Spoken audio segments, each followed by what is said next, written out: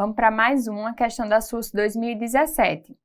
Lucy é grande e multípara, teve o segundo período do parto, período expulsivo, prolongado e seu recém-nascido pesou 4,5 kg. Gente, fatores de risco para hemorragia pós-parto, feto macrossômico, o segundo período do parto bastante prolongado, laborioso, tá?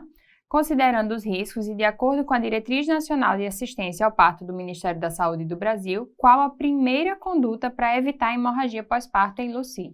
Gente, isso daqui é um tema que cai muito em qualquer prova, mas a SUS especialmente adora esse tema, tá? Que são as hemorragias de pós-parto. Então, a gente precisa saber tanto o que a gente faz para evitar a profilaxia, quanto as condutas do tratamento quando já tem a hemorragia do pós-parto, tá? Então, vamos ver isso. Primeiro, atualmente a gente considera pela OMS e pela FIGO, que é a Federação Internacional de GO, a gente considera como hemorragia pós-parto quando a gente tem uma perda acima de 500 ml de sangue se for um parto vaginal, acima de 1.000 ml de sangue se for cesariana, ou qualquer perda que mesmo que a gente não quantifique, mas que leve a uma instabilidade hemodinâmica dessa gestante, tá? O que é que a gente precisa saber? A regrinha dos 4 T's. São as 4 principais causas de ter hemorragia no pós-parto. De longe, a mais importante na vida real, na frequência e principalmente nas provas é a atonia uterina, o T de tono, 70% das hemorragias no pós-parto, tá? Segundo, o trauma, gente. Então, são lacerações, é uma episiotomia que abriu, são lacerações de trajeto do parto. Isso daí equivale a cerca de 19% dos casos de hemorragia pós-parto. Terceiro colocado, tecidos, são os restos placentários principalmente, que equivale ali a 10% das pacientes. E por último, a trombina, são alterações da coagulação que ali responde por cerca de 1%, bem mais raro, tá? Isso daqui também corresponde à quantidade que cai nas provas, gente, segue essa mesma frequência, tá? O que é que a gente precisa saber? Para a gente fazer a profilaxia universal da hemorragia pós-parto, que diminui muito a mortalidade geral das gestantes, o que é que a gente deve fazer? Isso aí é a conduta definitiva que todo mundo recomenda, o manejo ativo do terceiro período. O que é isso?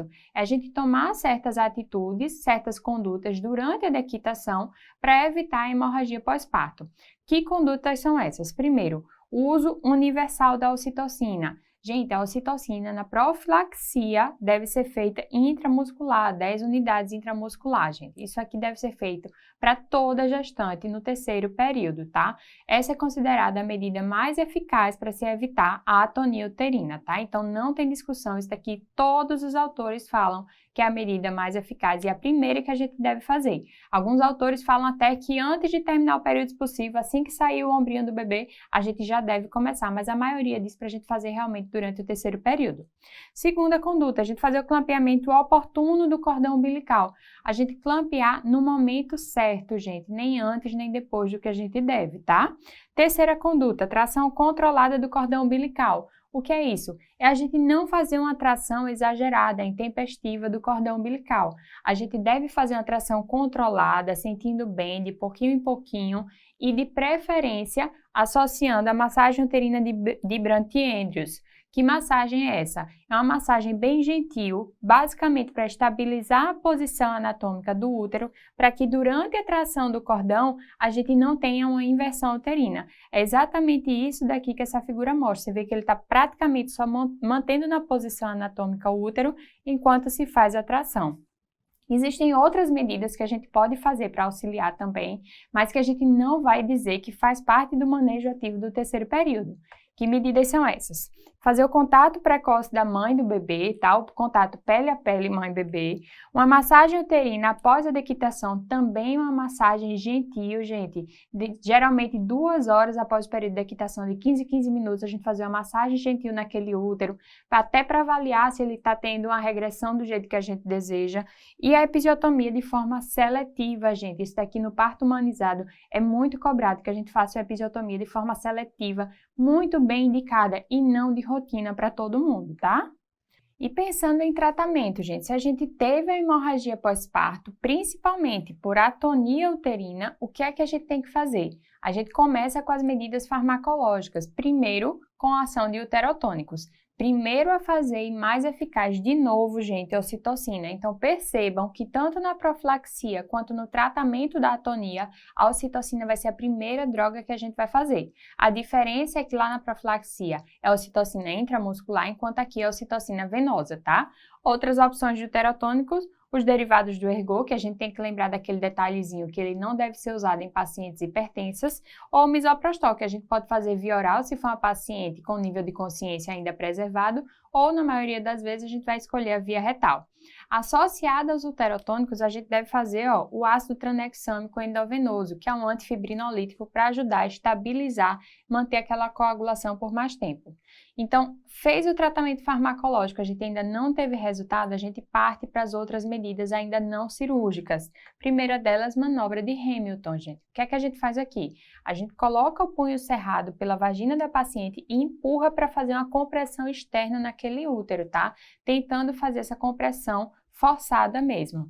Não teve resultado, a gente parte para a nossa segunda medida manual, antes de entrar em cirurgia, gente. Qual vai ser ela? O balão de Bacre, que vai ser um balão pneumático que a gente coloca dentro do útero, de preferência cheio de um líquido aquecido para a gente evitar a hipotermia. E esse balão ali, ele vai fazer uma compressão nas paredes internas do útero, tentando ajudar na coagulação. Se nada disso deu resultado, gente, a gente parte para os tratamentos cirúrgicos. O mais cobrado em prova, sutura de Belinge. O que é isso? São suturas compressivas que a gente faz ao redor do útero, por fora mesmo, para tentar forçar essa compressão. Existem outras medidas? Existem. A gente pode fazer embolização ou até ligadura das artérias uterinas. Existem várias outras medidas que a gente pode fazer, mas as mais cobradas em prova são essas daqui. Isso daí a gente tem que ter na ponta da língua, tá? E no trauma, quando a gente tem lacerações principalmente, se a gente pensou numa paciente com hemorragia pós-parto, excluiu a possibilidade de atonia uterina, a gente vai para a segunda possibilidade, que é o trauma. O que é que a gente tem que fazer aqui? Revisar o canal de parto, a procura de lacerações, de colo, um possível prolongamento da episiotomia dessa paciente, avaliar se houve algum tipo de rotura uterina, avaliar se teve algum tipo de hematoma ou a inversão uterina, que dessa parte daqui, gente, é a que mais cai em prova. O que é a inversão uterina? Ela está associada principalmente à tração intempestiva do cordão umbilical, aquilo que eu falei para vocês. Então, a placenta está aqui, o cordão umbilical está aqui, foi puxado de forma muito forte, o útero inverte mesmo e sai pelo canal vaginal, tá? O que é que a gente tem que fazer nesses casos? Manobra de táxi, a gente vai devolver com a mão o útero para a posição anatômica dele, beleza? Isso daí a gente tem que saber. Terceira possibilidade é o tecido. A gente vai avaliar restos placentários. Como é que a gente vai avaliar isso? Fazendo a revisão da placenta, vendo se a placenta que saiu depois da dequitação, se vai estar tudo íntegro, se tem suspeita de ter restos placentários, se tiver a gente pode fazer a extração manual da placenta ou em alguns casos a gente pode considerar também a curetagem, tá certo, gente? Os distúrbios de coagulação não costumam cair muito porque são mais específicos, a gente teria que ter uma conduta mais direcionada para cada tipo de distúrbio da coagulação, tá? Vamos voltar para a questão. Ele falava de uma paciente que tinha realmente fatores de risco para ter hemorragia pós-parto e ele perguntava qual a primeira conduta para evitar a hemorragia pós-parto. Gente, quando a gente fala de profilaxia, a gente está falando do manejo ativo do terceiro período. Grande conduta do manejo ativo, a principal, a mais eficaz e a primeira que a gente tem que fazer de forma universal, ocitocina de forma intramuscular, tá? Então, letra D, administrar a ocitocina intramuscular. Vamos ver as outras. Letra A, massagear o útero. Gente, a massagem de Brandt-Andrews até entra lá junto da tração controlada do cordão, mas ela não é a primeira medida e nem a mais eficaz, tá? Letra B, realizar a manobra de Tax. Nada a ver, gente. A manobra de Tax a gente só vai fazer em casos de inversão uterina e não como profilaxia de nada, tá? Letra C, tracionar o cordão umbilical. Gente, primeiro que teria que ser tração controlada do cordão umbilical, não simplesmente tracionar, né? Segundo, que apesar de fazer parte da tração controlada do cordão, apesar de fazer parte do manejo ativo do terceiro período, ela não é a medida mais eficaz e nem a primeira a ser feita. A primeira sempre vai ser a ocitocina, tá?